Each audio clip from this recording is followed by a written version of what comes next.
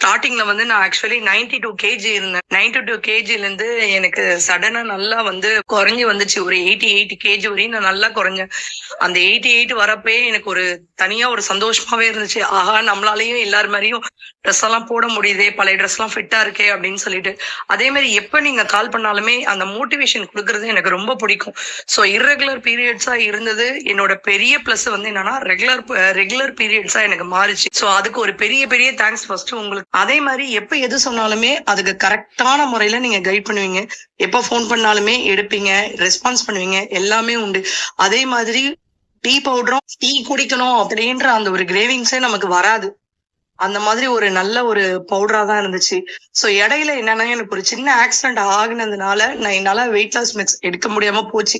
So அதனால நான் வந்து என்ன பண்ணிட்டேன், நார்மல் ஃபுட்டை வந்து சாப்பிட மெடிசன் நிறைய சாப்பிட்டதுனால நார்மல் ஃபுட்டை வந்து எடுக்கிற மாதிரி ஆச்சு. சோ அதனால பெட் ரெஸ்ட் எடுக்கிற மாதிரி இருந்தனால என்னால எதுவுமே பண்ண முடியல. சோ இப்ப என்னன்னா அகைன் நான் திரும்ப வந்து ஒரு 95 கேஜி கிட்ட வந்துட்டேன். இப்ப ஆனா எனக்கு ஒரு நம்பிக்கை இருக்கு. ஏன்னா என் கூட நீங்க இருக்கீங்க, நீங்க என்ன பாத்துப்பீங்க, என்ன கைட் பண்ணுவீங்க அப்படின்னு சொல்லிட்டு. சோ நீங்க இருக்கிறதுனால எனக்கு ஒரு பெரிய மோட்டிவே நீங்க தான். எப்படியும் நம்ம பாத்துப்பாங்க, எப்படியும் நம்ம கண்டிப்பா குறைஞ்சிருவோம் அப்படின்ற ஒரு நம்பிக்கை எனக்கு இருக்கு. எனவே தேங்க்யூ சோ மச் சிஸ்டர்.